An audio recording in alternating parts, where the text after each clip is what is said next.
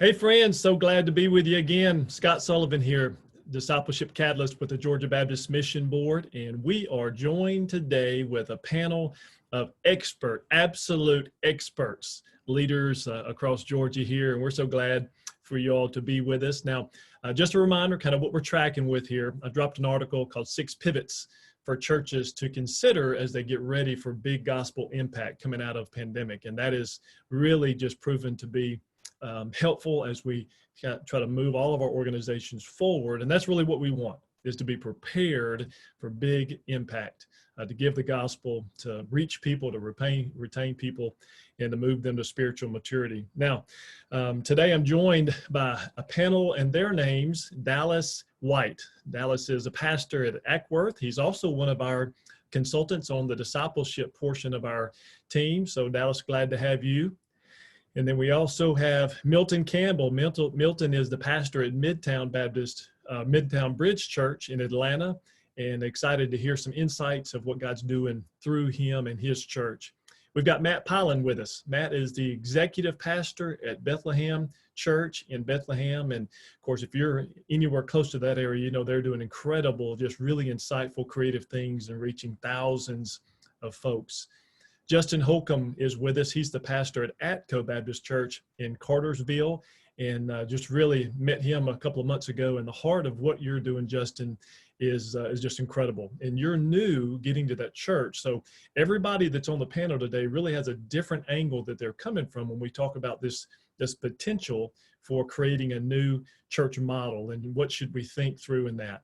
And then finally, we're joined with Kim Harris, one of my favorite people on the planet. Kim is the consultant at Noonday Association in our Northwest region. And so excited to have you, Kim. Just insights that you'll kind of sum things up towards the end to help us know maybe some things that you're seeing, because you're not just interacting with a church.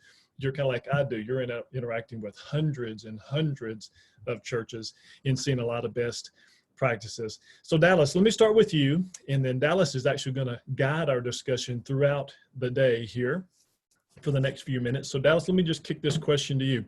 How do you know that you needed to move the church to a new church model? Because you've gotten to Ackworth. It was a great church with lots of history, a lot of things that had happened in the past, but you guys have made some seismic shifts, and really what's happening there is that it's not just exciting, it's like New Testament exciting. So just share with us a minute and then you take charge. Yeah, thanks for having us today. Excited to be here with these guys and Kim. So my wife and I arrived at what was at the time called Piney Grove Baptist Church. The church was started in 1933 by 5 families in an area which was very sparsely populated. It was called Piney Grove because there were more pine trees than people. And over the years, the area has exploded. It's a part of the metro Atlanta area. And as population has increased, the church really never caught up with the changing community that was around it. And so there was some wonderful people here when we arrived, but there were also some real challenges. And we just began praying and asking God, what does it look like? What is your heart for this church? We believe that in you calling us here, that you're telling us this church is not done. You're not finished with this church, that there's more you want to do. And so we just tried to pray and get God's heart for what he wanted us to do. And so that kind of began with an examination, an evaluation of what's good, what's working, what needs to be changed. And that's really what I kind of dial into this morning. We saw some really healthy realities, and then we saw some not so healthy realities. The healthy realities were there were some wonderful people here. I tell people all the time, I don't know if I've ever been in a church where the people have endeared themselves so much to me so quickly as the people of Piney Grove Baptist Church did in the first few months. I mean, just fell in love with the people at this church and felt as though we'd known them for years. It was just a real sweet thing that the Lord did in building sort of a depth of relationships quickly. But there were also some challenges. Challenges like when I walked in the door, giving was struggling. We were about $40,000 behind the budget where we needed to be. There was 2 months left to go in the year. There'd been a moral failure among 2 kind of key leaders in the church, and the way that had been handled, there was some adversity there. And so that caused some tension that led people to leave even before my wife and I arrived. Reported membership in the church the year before was 396. That was the number they turned in on the annual profile. In 1 year, that number dropped to 246. So about 150 people were no longer considered members of the church from 1 year to the next. And when we arrived, it was about 85 people on an average weekend. Not a lot of people coming to faith, not a lot of outreach in the community. And so we just began to pray and ask God, what is it that you want for this church? And what does it look like for us to lead through change? And we really began to feel that before we shifted models, so to speak, that we needed to dial in on culture, that we needed to make sure we had the right heart and the right spirit. And once we got that, we could build a model around that. And so we just began to clarify the vision that we felt like God gave us for the church, which was helping families flourish. And that's kind of a simplified version, but we say it every week, and everything that we do, we exist to help families flourish. And so we began to identify some things that we thought were necessary for flourishing to take place. So one of those things was this. We would have to be a Jesus church, right? Now, I know that some people that are listening are probably thinking like, wait, isn't every church a Jesus church? No, the answer is not. It's not every church is a Jesus church, because if we're not careful, we can get so caught up focusing on things that they're not biblical. They're not Jesus. They're traditional maybe, but they're not Jesus. And we can build a whole system, a whole culture, a whole ministry model around traditions that are really not true to Jesus. And so we just said at the beginning, we're going to be a Jesus church. And one of the real statements we used to clarify that was, we're going to be a substance church, not a style church. So we had a sweet guy that was here as an interim minister of music. And man, he was doing such a good job. He's trying so hard to lead the church well in kind of the absence of other leadership. He's a dear friend to this day. But I told him about 4 months in, I said, you got the hardest job in the world, because you've got people on one end who think everything you do is too modern. And you got people on the other end who think everything you do is too old, and you can't please anybody, right? And that's because so much of what had happened here over the years, we'd become a style church. We're going to sing this style, or we're going to be this style, or we're going to do that. And it wasn't about substance. And so from day one, we just began to say, hey, whether it was written in 1700s or whether it was written in 2017, if it's about Jesus, we can sing it with a smile on our face and have joy in our hearts, because Jesus is the one that we love, and he's the one that we've gathered to worship. So we just begin to make some of those like foundational shifts, right? And just say like, this is who we are culturally. This is who we're going to be. And we're not gonna budge from these things. And I can remember like the difficulty of having meetings with people who would walk into the office and they sat down. My mind goes to one in particular where a couple who to this day I love dearly came in and sat down, and they said, Pastor, we just want to tell you we're leaving the church. We can't get on board with this particular style of music. And man, I wept with those people, and I begged them, please stay. God's got a purpose for you here. And they did move on. And I hated that, because I came into this environment feeling as though everybody could play a part. And as people begin to walk away for reasons like that, it was heartbreaking. But at the end of the day, we knew we had to be consistent. We knew that if we're going to shift the culture, we have to be consistent. And so we couldn't give in. We had to stay true to what we said we were going to be. And so that was one area, was just, we're going to be a Jesus church. We're going to focus on substance more than style. Another area was in the area of generosity. As I said, we knew that if we're going to reach people, we have to be a generous church. It takes resources to reach people. And when you're running a $40,000 deficit, that means that's $40,000 worth of ministry that you're not going to be able to do. And so just begin to cast the vision for what it looks like to be generous people, to be a generous church. And by God's grace, today, in the last 2.5 years, we're somewhere in the neighborhood of like $200,000 over budget of what we've needed. And so that's allowing us to do some incredible things. So like back to this moment that we're in, where there's been an economic downturn and there's a lot of uncertainty. Man, we've been able to rally around people in our church who have lost their jobs or their hours have been cut down. And we're able to say, hey, go ahead and file for the unemployment. Go ahead and dot the I's and cross the T's. But just know that as a church, we've got your back in this, and you're not going to walk through this alone. And we can do that because for the last 2.5 years, we've become a generous church. We're able to do renovations right now. We don't have any kids on our campus. We haven't for the last several weeks, and we needed majorly to do an overhaul in our kids space. And so it's afforded us that opportunity. So we're paying cash for renovations that we're doing right now. And when our kids come back on campus, they'll have a brand new space every single Sunday to worship in.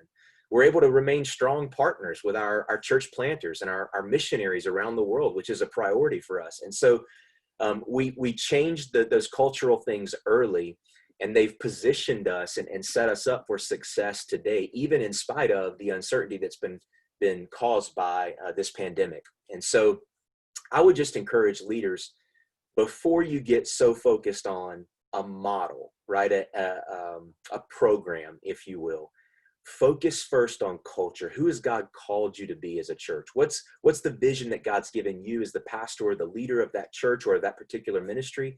And what is that going to look like as it's played out? And then begin to look for models or resources that can help you craft ministry around those particular things. So don't get so caught up in a model before you've sort of made the culture of who you're going to be clear. So just some things that I would share and out of our experience that have been helpful to us. And I'm excited that we have these guys and Kim with us today. And so guys, I want to kind of pitch it to you now.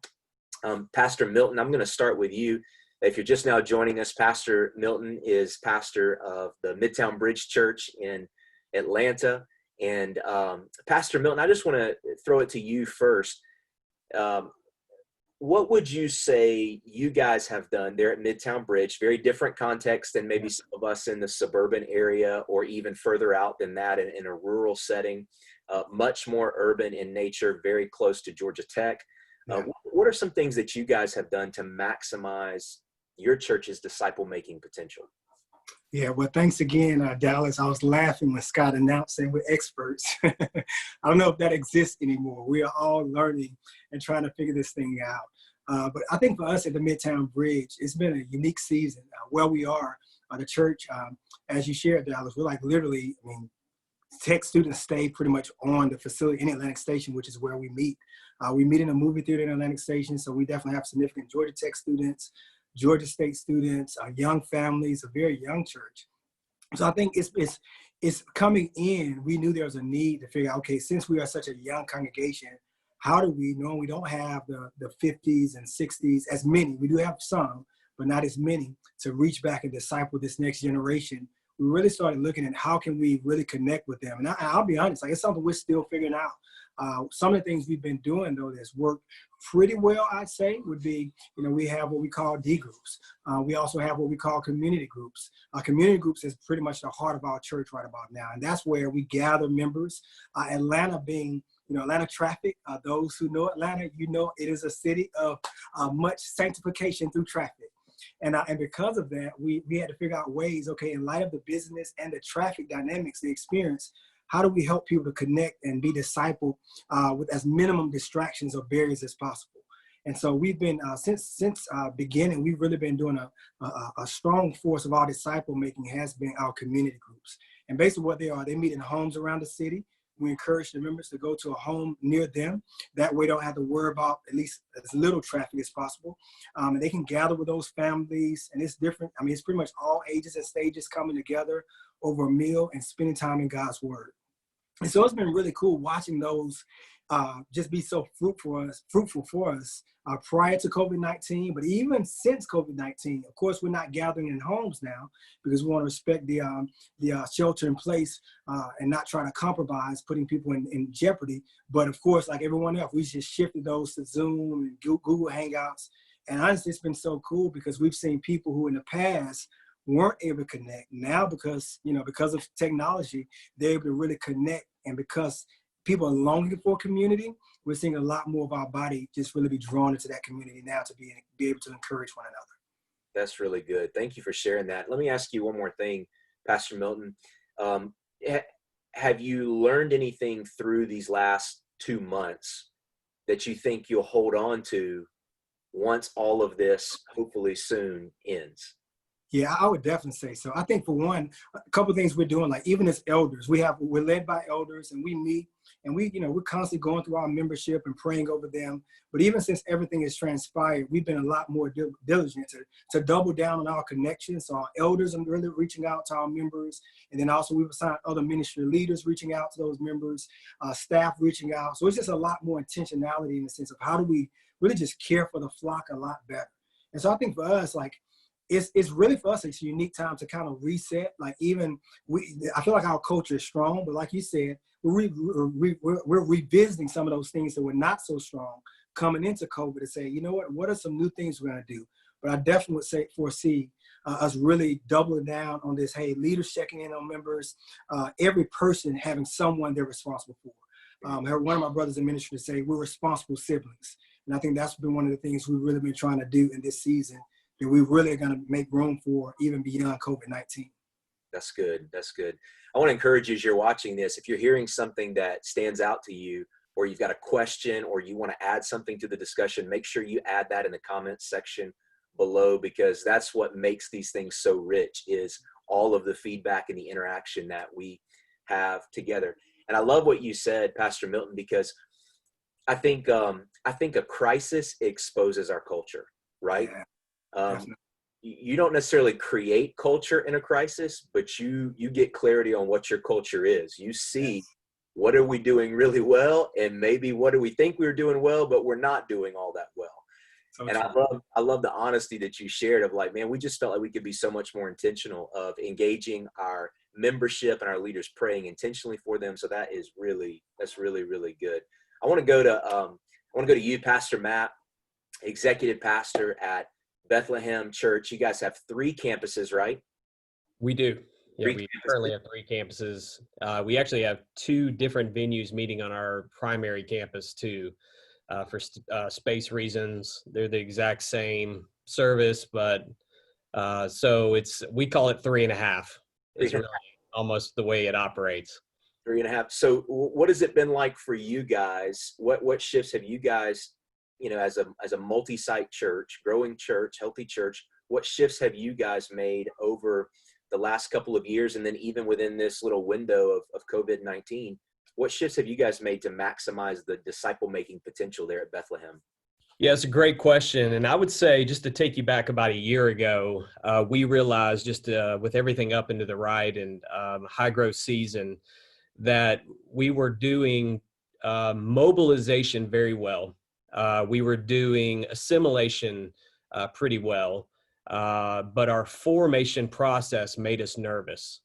Just with the amount of growth that we were experiencing, were we really forming people, spiritually forming people well? And so that really brought about a significant conversation with myself, Pastor Jason, and several other of our team in our discipleship area ministry. And we really started exploring what would it mean for us to really flip everything upside down and redo our processes completely. So about 6 months ago, I introduced a word to our team, and it's a word we use a lot right now in this season, and that's engagement.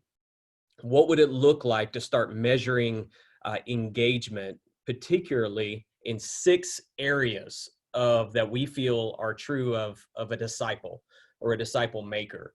And so what we did is we identified these 6 areas: worshiper, family member, learner, servant, messenger, and then multiplier.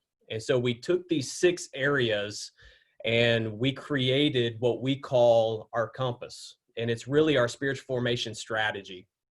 And it's even more than a strategy. It's a way for people to grow in their relationship with Christ, be introduced in the relationship with Christ. And so we were in the process of bringing all this online, actually the Sunday before everything hit. And so the cool part about this is we already had plans and started working on making all of this digital. So we wanted to make, in an on-demand world, we wanted to make our spiritual process digital and accessible on our website. Now, what that means is creating a login for everybody who gets on to be able to enter into this process and for us to be able to track their engagement. So for us, instead of success being the percentage of people that we have in a small group, for us, success is the percentage of people who are engaged in 2+ areas of these 6 areas. And so we are trying to create a process with our database and with our website that allows us to measure that. And so our spiritual formation team would help someone move through the process of these 6 areas. One of those big areas is a leadership pipeline that we introduced about 6 months ago in training leaders. And so that is a big part of our formation process. And what we did, again, flipping everything upside down, what we realized is that when someone came on one of our teams, whether it be in our guest services or children's or another team, 80% of their development or their training was around that particular area. And 20% of it was pretty much the same across the board, just things that we wanted to be true of a volunteer or a leader in our area. And so we flipped that upside down. And so what we decided is someone who would even stand at a door as a greeter, 80% of their training would be the exact same, or development would be the exact same as someone who was going to be a small group leader. And so what we did is we let our church know, hey, we don't want to just fill spaces. We want to develop leaders. And so 80% of our development is exactly the same across the board. No matter what level you serve, 20% of it is unique to this specific area that you serve in. And so that's just a little bit of it. We're taking this completely digital. We're in the process of this, in the midst of this. And right now, when Sunday isn't always coming, we are able to, at least in the way that we have understood it, over the years, we're able to work on our ministry and not just in, our ministry. So it's been a real blessing for us in the season, and I'm excited about rolling this out and what this looks like. But we believe the digital piece, I'll give you one final example. My kids are now in a place where when they go to school, their teacher asks them to open their Chromebooks, and they do their work digitally, even though she's up there teaching. So we are saying that we believe that the digital space is not really something where it's going to compete with you being in a room with a person. We always want to connect people, but we believe that the digital space is something that can live in both worlds. It's not one or the other. It's both and. That is so good, Matt. I'm typing notes as you're talking. Thank you for sharing that. One of the things I love that you said, you used the word formation, and then you said this. You said we're not trying to fill spaces. We're trying to develop leaders. Correct. And I love that. I heard a statement a couple months ago that has resonated so deeply within my soul since I heard it. And it was this. It said, the people that we get to lead, they don't exist to build the church. The church exists to build them. And when you talk about formation and when you talk about not just filling spaces, but developing leaders, that's what you're talking about, is a people-centric approach to ministry, right? And we can tend to think that all ministry is people-centered, but it can very quickly, as we know, and as many of the leaders watching know, it can descend into something that is not people-centered. It can become very programmatic. What did you guys do? Maybe a specific example or two of shifting away from what you were doing in order to bring this, you said turning it upside down, right? In order to bring it back around the development of people, and how has that been received in its limited rollout so far? Yeah, we started it with the staff. So we started with our development of people. In other words, we have a culture now that from the top to the bottom, every single person is developing someone. It's not an option. So from Pastor Jason to myself on down, we are all developing someone in every single season of ministry. And, as long as we're here, we're going to ask the question, who are you developing? Now, that apprentice model, obviously there is the expectation that the people we're developing are going to develop others. And I think people appreciate it when we can say to our leaders, hey, we're not looking for someone just to stand there and hand out a bulletin, which, by the way, I think is going to go away for us in this next season. That's another conversation. But it's literally, we care about you as a husband. We care about you as a mother.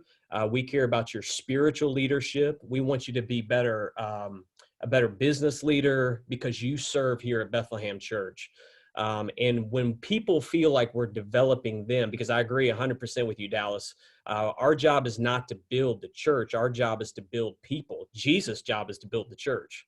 So our job is to develop people and develop leaders and to see them impact the world much greater than themselves. And so when you get that in the water, and it starts first with the staff, and then it starts filtering to everybody else, it's pretty powerful for you to go, hey, I'm not looking for you to stand in a specific place. I'm looking to develop you because I care about you. Then I think we can say to them, honestly, we want more for them than from them. Yeah, that's good. That's good. I'll tell you though, Matt, the only thing was when you said you were going to get rid of the bulletin, I couldn't hear anything else you said. That was a deal breaker for me. Yeah, and the offering plate or bucket or whatever. I mean, there are a lot of things. There are a lot of things that I think could potentially shift on the backside of this.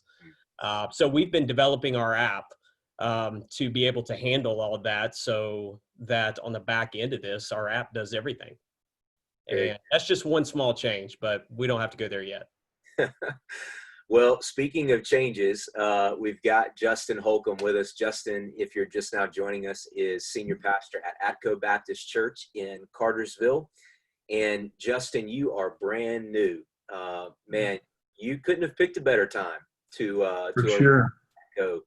But as we've talked offline, you shared with me that in many ways it's been the providence of God that you arrived when you did, and God's really been gracious to you guys, even in the short time that you've been there, and making some moves towards becoming a healthy, people-centered, disciple-making church. So maybe just talk a little bit about what it's been like for you to hit the ground in the midst of this, and some of the changes that you guys have made there at Atco already.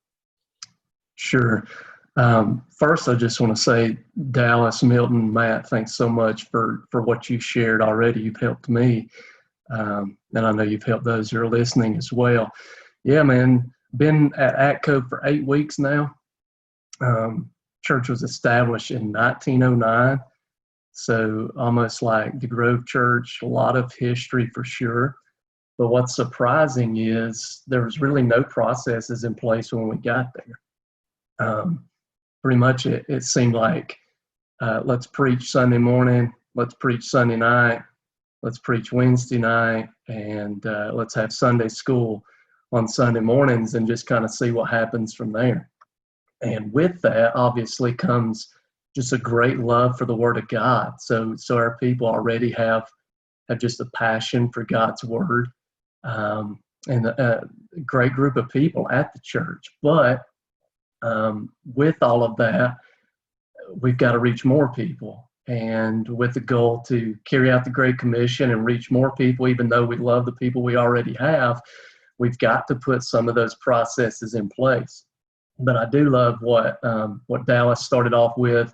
Milton hit on it, and then Matt done an awesome job of covering it. We really looked into this thing when the pandemic started of, if we don't have processes in place, if we don't even have online giving in place yet, we don't even have online streaming in place yet, which we have those things now, but we started asking the question, well, really, how can we continue ministry? Because for a church where it was preaching Sunday morning, Sunday night, preaching on Wednesday night, everything was so campus-centered. If a pandemic hits, it's almost like ministry stops, but we all know we can't stop. So we started looking at how can we immediately expedite some of these processes and go ahead and get these in place so we can continue ministry right now. So we looked at two things we could do, because we have this mindset, and this is a phrase we're using a lot right now. Let's learn to value people over processes. So how can we really invest in our people right now more than, the models and the process side of things? So we looked at two ideas. All right, let's reestablish some sort of method for pastoral care. Obviously, we being pastors, we know even though we want to spend one-on-one time with everyone in our church, we can't do that. It's physically impossible. Even Jesus, the Son of God, couldn't accomplish that. So how can we empower others to fulfill pastoral care in the place of the lead pastor? So we went through a strategy with our leadership, with deacon boards, with our group's leaders, our staff, and was able to really implement some care ministry to those people, whether it be phone calls, delivering food to those who were in need, those who had been laid off from their jobs. So we looked at a pastoral care plan, which is performing very well right now, especially as a new pastor coming into a church with that much heritage. We want to send a message that, hey, we're not just telling you we love you, but we want to prove that to you. And sometimes the best way to prove that is just to empower other leaders to share the love we have in our hearts as pastor for the church. So we looked at a pastoral care plan, got that in place. And then right now, since we're not able to meet on campus and provide what we normally provide or what they're used to with that Sunday night and Wednesday night service, we put a halt on that so that we can go to the back end of things and really focus on processes that they've never really even had in place to begin with. So one of those processes is just a discipleship strategy, a pathway. What does it look like when someone comes to the church for the first time? How do we share the gospel with them, which we do in an expository fashion every single Sunday from the pulpit?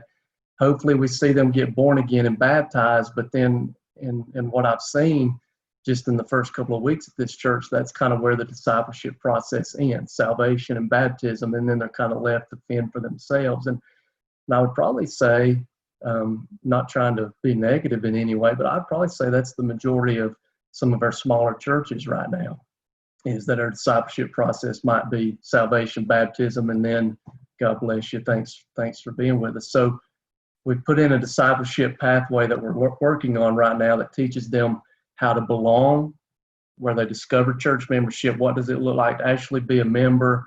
What is our vision, our mission? They learn all of that in that step of belong. And also they learn what a membership covenant looks like, because we take church membership very important, or extremely important. So teach them how to belong, how to grow. Matt was talking about that formation process. That would be our step in helping people grow spiritually, where we teach them practical steps. Also in this stage, we plug them into a group of some kind, whether that is for ACTCO, the traditional Sunday school model, or whether that be a community group, which we're going to launch in this fall. Community groups will be meeting off campus, since we are a transient community and we do have a lot of members who drive in from some in Taylorsville, some in Kingston, some in the Paulding County area, and then some also right there in downtown Cartersville. We want to start home groups in those various areas, almost like an extension of our campus. But you guys know that statistic on most church members nowadays are attending church 1.7 times a month, somewhere around in there. So how can we kind of take the church to them? And I think those community groups, as Milton addressed earlier, it's an excellent way to do that. So during the growth stage, we plug them into a group of some kind. That takes us to the third stage of our pathway, the share stage, which we just empower them, give them practical ways to share their faith, and we challenge each member to start a discipleship group in this stage. Discipleship group is just as simple as them choosing 5 people of the same gender and just reading through a Bible plan. I think Dallas actually introduced this to me the first time I ever met him through the Spark Conference, the first one that was ever hosted at First Baptist Woodstock. And Robbie Gallaty and his team came in, and man, I've been using this plan ever since, and I've seen some great things happen in the disciple making process with this. So in this share stage, we challenge each member of our church to start a D group with 5 people of the same gender, in which they read through the F260 Bible plan that Gallaty and his team puts out. So the belong stage, the growth stage, the share stage, and then the final stage is the serve stage. Before we get new members to assimilate into this grow and share stage and this serve stage, we want them to know what it looks like to be a true member. We want them to be growing in their faith. We want them to be sharing their faith, and then we want to plug them into a place of service on our campus or off our campus. And in this serve stage, we teach them what it looks like to be a servant of Christ. We teach them their spiritual gifts, and then we just practically plug them into a place of service in our church ministry and challenge them to serve at least 1 hour a week. A lot of members serve more than 1 hour a week, but we want them to serve at least 1 hour a week. But again, just going back to the phrase I used to start this conversation off, even though we're working on many processes right now, and I know some of our team members kind of feel overwhelmed with everything that I'm throwing at them, the gist of this is just to value people over these processes, to realize, as Matt said, that we're trying to really develop strong, faithful followers of Christ and strong leaders in the church. But processes do help do that. So I think we need them. Justin, you've been busy. It's been a busy 8 weeks for you. Man, it's been a ball. Obviously, we'd love to be on campus, seeing everyone face to face, especially being a new pastor. Man, I miss our people. I love them. I feel like I've known them forever. And in some ways, this has allowed us to get to know each other better. Also, I just want to speak to those who may be in a similar situation that's listening, who's a new pastor at a church. More than likely, this will help you become the pastor of that church a lot sooner than you thought. What do I mean by that?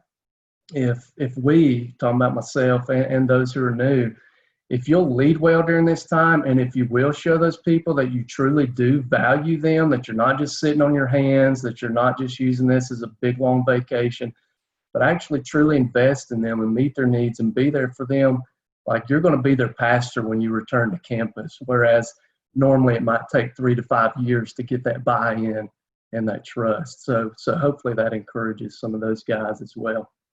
Man, that's really good. Thank you for sharing that. I love what everybody shared so far, and I hope you're enjoying it as you're watching along with us. Continue to comment and like and love what you're hearing. I was reading in Acts 18 this past week, and we see that example of Paul there in Corinth, and he starts by speaking in the synagogue, and that kind of goes awry pretty quickly. And so I love what he does. He just says, all right, I'll just go next door to the synagogue. He's adaptable, he's adjustable. And the reality is that's going to happen to us in ministry, right? Whether it's a pandemic, which is crazy and none of us have ever experienced before, or just in the day-to-day rhythms of ministry, we're going to find ourselves sometimes put off of our plan, put off of our process, right? We're going to have to adapt and adjust. And Kim, you talk with so many different pastors and leaders and folks who are serving in churches. You serve as a consultant in our church consulting team at the Noonday Baptist Association, of which I am a member. It's the best association in our state. We'll just go ahead and say that for anybody who might be watching. But Kim, you talk to so many people, and you talk a lot about changes as a consultant. One of the things that you're doing is trying to help churches be the best that they can be. And so as you're engaging with churches, what are some of the changes that you've seen maybe out of this time, this 8-week period where we've been under quarantine and things have looked differently? What are some of these changes that you're maybe recommending churches embrace, not just now, but moving into the future? I think people have realized that it can be done, that for many of them, and especially in our smaller churches, they've never done that before, but they've realized that they can do it. So they can have online groups, they can do online giving, and it's kind of forced us.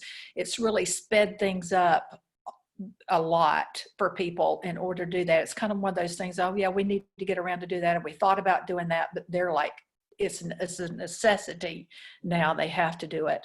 And so I think they've done that. So if they've done that, then why would you want to go back to that? And I 3 words that I think with all of this COVID thing, and not just to the COVID, but there's so much information out there. And I think as they look at Bible study groups, I've kind of 3 words that kind of come up to me. Then of course with being the the pastoral thing that they all start with a C. But the first thing that, is content. There's a lot of content out there that you have to kind of decipher through, and you have to kind of look at all that. So our people can get content. They can get Bible studies. They can hear the best sermons in the world from all these different speakers and pastors. You can be involved on that level with lots of different people and lots of different churches. And I know I surf the internet and look at all the pastors and hear all that stuff, and there's content. But I think where the kind of the water meets the wheel kind of thing is when it comes down to connection and care. And you just can't get that when you're looking online. And it comes back to kind of what Justin was saying about, he can be a pastor now to his people. He can develop those relationships. And so I think it comes back to connecting with people, and we've got to figure out how to connect with people online and through this different kind of time. It used to be, Matt was talking about the guy handing out the bulletins. That was a connection point for us. But now if we don't have bulletins, that connection point's gone. So we've got to figure out different kind of connection points. And I've heard of so many different churches where they have called their entire membership, or they've divided up like into small groups. They've made, different chunks of that to where they connect with people just to kind of find out how they're doing, how they can pray for them, whether there's specific needs, all that connection thing. And then when they connect with them, then that revolves and just rolls right down into the caring aspect of that.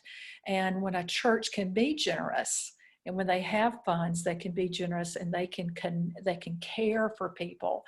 And that just kind of goes, I think, a little bit deeper. So where a smaller church might not have as good a communicator as a big time pastor communicator, but they sure can develop those connection bonds and those care things that will help people feel that even need more so that feel of somebody knows my name, somebody knows I'm here, somebody's praying for me. And so that connection and care piece, I think, during this time is huge. And any church, regardless of the size, can develop that, and they can be the church to the people right there where they are. And then I think that another thing that kind of comes along with this is engagement. Matt used that word so much. In the past, we had the 8-point system. When we checked off, that was a way that we could check off if we had read our Bible, if we had given, if we've talked to somebody. And then, we counted baptisms, we've counted people in the pews, but how do you count engagement in this digital world? There's lots of numbers out there of how many hits you've gotten on Facebook or any of that kind of stuff, but is that engagement? And how can we take that person who might be worshiping with us all over the world in the United States and get them engaged with us, or either help them move to a step of engagement for them where they are, and that's going to flatten the church in some respects, where they might be watching your service at Kennesaw, but yet you're going to connect them with the church in right there where they are, who is like-minded, that can help them grow. And that's connection and care and engagement, and helping them kind of connect to all of that. So I just, those are some of my thoughts along those lines. And I think for our smaller churches too, the technology piece, I think, has been kind of difficult for them. It's difficult, our age is kind of can be difficult, and finding those leaders, people who you can tap into and along those lines to kind of help you along that with that. Kim, that's so good. Thank you for sharing. Man, just so much good stuff. What you're saying, I'm just tracking along with so much of it, because we would be considered a what is the word they use? Normative sized church. We would be considered a normative sized church at the Grove, and we were fortunate we had online giving set up, but we had not streamed a service in my time here, and so literally within a matter of 24, 48 hours, I remember, probably a lot like some of those watching do, trying to think, okay, we've got to go from never having done it, having none of the equipment, none of the infrastructure, none of the experience, to, okay, now let's go. We've got to do it. And so I know that some were able to turn it around pretty quickly, probably like us. The product wasn't spectacular, but it got the job done. Others, even in some of our larger churches, it's been beautiful to watch, have come alongside some of our more normative sized churches and said, hey, we've got some technology. How can we help you? How can we serve you? And so I've loved watching how sometimes in our own circles, we kind of cannibalize one another, right? We can poke and prod and find different things we don't like about what other churches are doing. But it's been neat to see in this particular season how churches have rallied around kind of what brings us together in the first place, right? We're brothers and sisters, as Pastor Milton said earlier. We're family. And so family fights for family. We've got each other's back, and we're working together through this. We're walking together through this. We're going to get together, get through it together. So I appreciate you sharing that and appreciate all you do. I want to wrap things up in our time together with like a lightning round. Okay. And so, I'm going to buzz you. I'm going to cut you off if you go over the time limit. Just kidding. I'm not going to do that. But I do want you to keep it short and sweet and simple and to the point. But here's the question I want to ask you. As you've led through change of varying degrees in different environments, suburban, urban, rural, churches of all sizes, some are mobile, some are static. We've got all sorts of situations here. As you've led through change, what has been your toughest hurdle? If you had to identify one thing that sort of stood out. So identify that thing, my toughest hurdle to lead through change. And then in a sentence, what got me through that, or what got me over that hurdle? So Scott, you have been silently sitting and watching, but a wealth of information and so much experience in the local church. So we're going to start with you today. What would you say biggest hurdle, and then how did you hop that hurdle? Here's what I'd say. The value of people and the investment in processes, both of those are important. And that really speaks to the value, the difficulty part, but also how to overcome that, because you're going to have those all the way through. It's good. Thank you, Scott. Kim, let's go to you. Biggest hurdle, and then what have you learned coming through that? I kind of want to hang on to what I've done. If I'm planning something, this is the way I did it. This is, and I'm going to try to keep figuring how to make it work right here. And then I've realized that I've had to throw that out and create something completely new. And I got to move on, because that's gone. There's a new thing here, and I've got to move on. And there are new ways of doing things, but we have to take that process, that the thing that's important, and recreate it and make something new. The method's gone. Come up with a new method of how to train people, engage people, connect people, care with people, that kind of thing. That's gone. Move on. That's so good. Thank you, Kim. Justin, let's go to you. Yeah, for me, man, being in church revitalizations, both in the one that I was a pastor of for right at almost 6 years, and in this one, the one thing that is always difficult in those settings is just the newness of trying to implement change, trying to implement new processes, new strategies, the way things looks. So yeah, man, just when implementing something new, it can be difficult. And I would say it's really something key in trying to get a new strategy process, new idea across, and it's the idea of communication. Just communicating well to your people, what you're going to do, why you're going to do it, how it is biblical, what things will look like in the future if we do this, or even if we don't do this. So communicating, but communicating from the top down to your leadership, and challenging your leadership to communicate those ideas with key volunteers until every single member has been filled in on kind of what's coming and why it's coming. So yeah. Good. Thank you.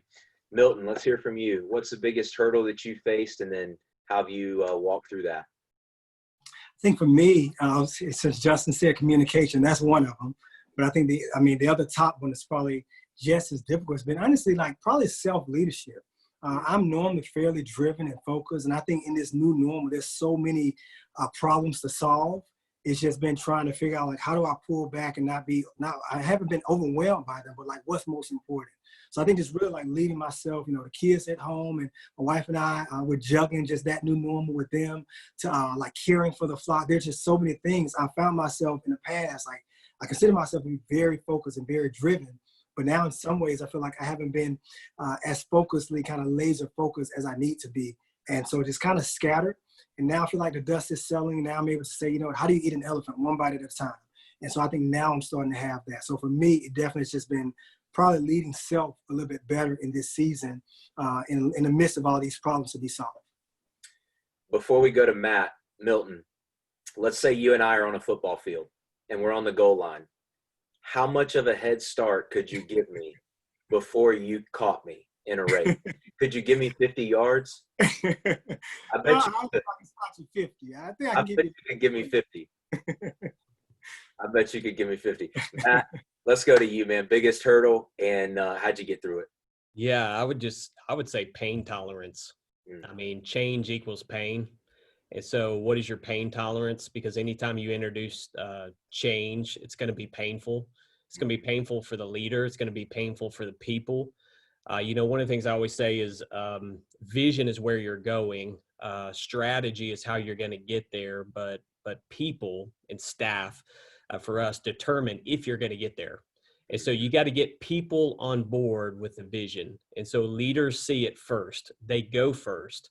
And so you have to paint a picture of a better outcome. And I think always with change, you got to realize you're painting that picture, and you got to paint a picture for a better outcome for people. I think that's the hardest piece. And then realize that there are always going to be your early adopters who are going to jump on board.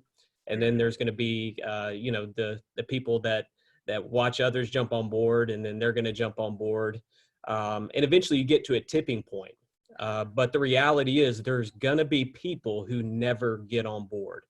And I think it was maybe you, Dallas, and Justin probably could experience this. Is there going to be people, as much as you want them to buy in, they're just not going to buy in. And you have to be okay with that. And ultimately, I think it just comes down to pain tolerance. That's good. Matt, while you were talking, I registered the domain bringbackthebethlehembulletin.com. So I'm starting an anonymous blog. Hey, that could be for another Zoom call later about what we're thinking around there. I 100% agree with Kim, by the way. It's like you don't want to remove a connection point. So for us, for guest services, it wouldn't change a person standing there and greeting them and welcoming them. But connection is huge. It's important. But I've been on that train for a while, and like you said, crisis gives you the opportunity to change something. Right. So that's mine. Well, I should confess now before God and before you all that we don't have a bulletin that we give out every Sunday. So good for you. Yeah, Good for you. sorry. Yeah. You're ahead of the game. Hey, I'll close, and I'll just say I think for me a lot along the lines of what Pastor Milton shared, self-leadership. When we were walking through the change here at the Grove Church, I found myself sort of swiping a credit card, right? An emotional credit card, a physical credit card, a mental credit card, a relational credit card. And I had a little bit of savings put away from a real healthy season of ministry, and just thought, man, I could get here and I could spend that, and then probably spend a little more. And then when we got healthy, I'd pay down that balance, right? And what I realized is even when we got healthy, there were challenges that remained. And so we got healthy, but I had swiped that credit card so much that I was in debt. I was in relational debt. I was in emotional debt. I was in a poor place just in terms of mental health. And I know a lot of people probably in this season are feeling some of the tension of that personally. And I had to sit down with a counselor and just walk through addressing some of those tendencies in my own life, like you said, Pastor Milton, of being so focused sometimes that I forget I've got a capacity. I'm a human. I'm not made to do it all. And so I think as leaders, we have to be real honest with ourselves, and we need to have people in our lives who can see when we're swiping those credit cards and step in and say to us, hey, stop swiping. You can't pay that bill. And So I was fortunate enough to have a friend that was willing to do that. And it really probably was the grace of God that it happened when it did. And so just encourage you, if you're watching tonight and, man, this is a difficult season for you, and you feel like because of the adrenaline rush that kicked in right away, and you've been swiping like ministry credit cards and emotional and physical and mental, and you're at wit's end. We just want to know, like, we're praying for you. If you need help, get it. Come to one of us, any one of us. Just reach out. We'll do what we can to help you find the help that you need, because again, this isn't about building great ministries. This is about growing in the grace and knowledge of the Lord Jesus and becoming more like him every single day. And we can't lead our churches to be like that if we're not like that. So, man, we want you to be healthy, and we pray that this discussion has been encouraging to you. We pray you've been encouraged and you've got some takeaways from it. We just want to ask you, if you would leave maybe your big takeaway from this conversation in the comments section below. What's the one thing that stood out to you? What's the one question that you're walking away from here with? What's the one question you're going to ask your team or volunteers that serve with you in ministry?